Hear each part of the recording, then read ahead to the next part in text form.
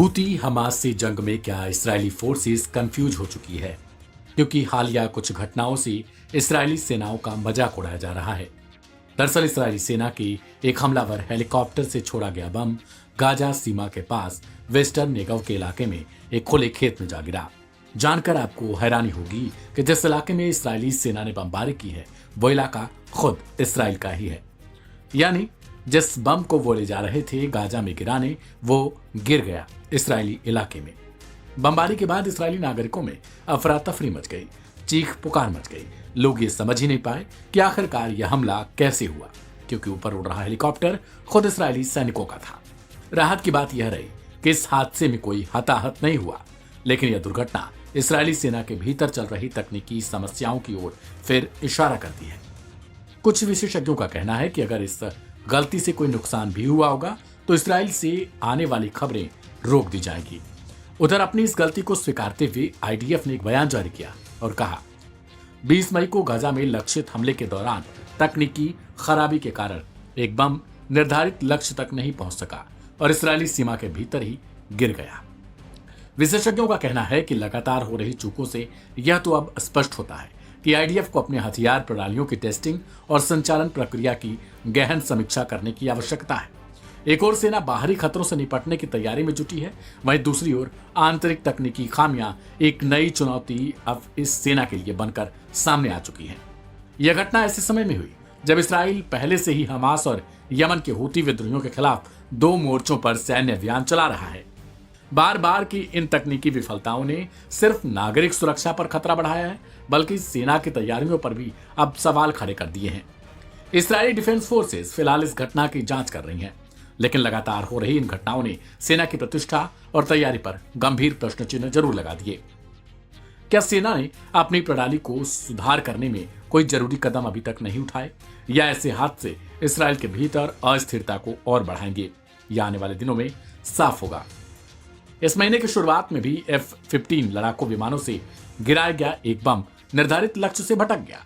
इससे पहले 2 अन्य घटनाओं में भी सैन्य गोला बारूद इसराइली आबादी वाले क्षेत्रों के पास ही गिर गया था, जिसके बाद इसराइल ने खुद यह माना था कि उनकी तरफ से गाजा में बरसाए जाने वाला बम खुद इसराइल में ही बरस पड़ा। हालांकि उस दौरान भी आईडीएफ ने यही कहा था कि इनके गलत वाली चीजों में भी कोई हताहत नहीं हुआ। यानी आईडीएफ तो बार बार इस बात को स्वीकार कर रहा है कि उसकी तरफ से गलतियां हो रही हैं, लेकिन कभी भी खबर ऐसी नहीं आती कि उनकी गलती में किसी की मौत हुई है या फिर कोई घायल हुआ। हर बार एक ही बयान जारी किया जाता है कि उनकी गलती से की गई इस कार्रवाई में भी कोई हताहत नहीं हुआ। फिलहाल आपको बता दें कि लगातार हूतियों की तरफ से इसराइल के बेन गुरियन हवाई अड्डे को निशाना बनाया जा रहा है। हालांकि अभी तक हूती हमलों में किसी की मौत की खबर नहीं आई है, लेकिन हूतियों की तरफ से की जा रही कार्रवाई के बाद इसराइल फोर्सेस की तरफ से भी कार्रवाई की जा रही है। हाल ही में इसराइल ने यमन के कई एयरपोर्ट के साथ ही बंदरगाहों को अपना निशाना बनाया था, जिसमें हुदैदा एयरपोर्ट काफी हद तक क्षतिग्रस्त हो गया था, जिसके बाद हूतियों ने उसे फिर से ठीक करके संचालन को रिज्यूम करने का दावा किया था। इस रिपोर्ट में इतना ही। तमाम अपडेट के लिए सब्सक्राइब करें लाइव हिंदुस्तान।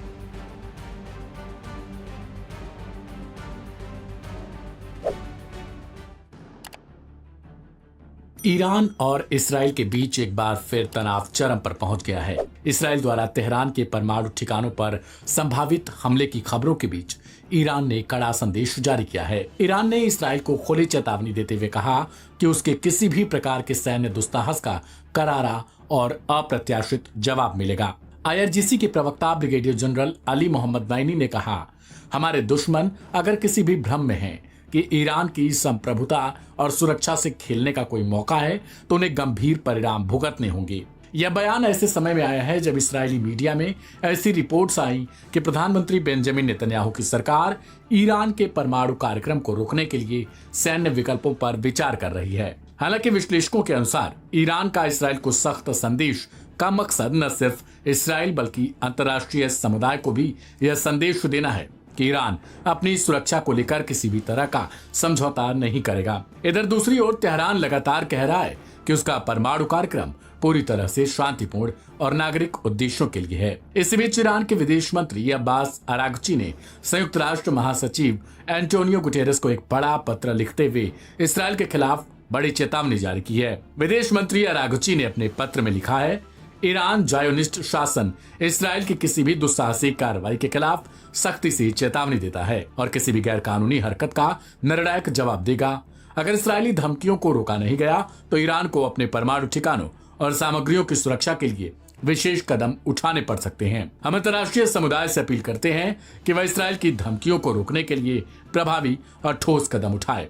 चौंकाने वाली बात यह है कि अरागची ने अमेरिका को भी संभावित हमले में भागीदार करार दिया। उन्होंने कहा कि अगर हमला होता है तो ईरान इसे सिर्फ इसराइल का हमला नहीं मानेगा बल्कि अमेरिका को भी इसमें शामिल मानेगा। विदेश मंत्री अरागची ने यह भी स्पष्ट किया कि हमारी प्रतिक्रिया की प्रकृति, सामग्री और स्तर अंतर्राष्ट्रीय संस्थाओं द्वारा उठाए गए रोकथाम के उपायों पर निर्भर करती है। यह बयान ऐसे समय में आया जब CNN ने एक रिपोर्ट में दावा किया कि अमेरिका के पास नई खुफिया जानकारी है जिसके अनुसार इसराइल ईरानी परमाणु ठिकानों पर हमला करने की तैयारियों का जायजा ले रहा है। फिलहाल आपको बता दें कि ईरान और अमेरिका के बीच एक नए दौर की बातचीत होनी है जिसमें संभावित है कि अमेरिका इस बार इस डील को मानने से या फिर ईरान खुद इस डील से स्वतः अलग हो जाए।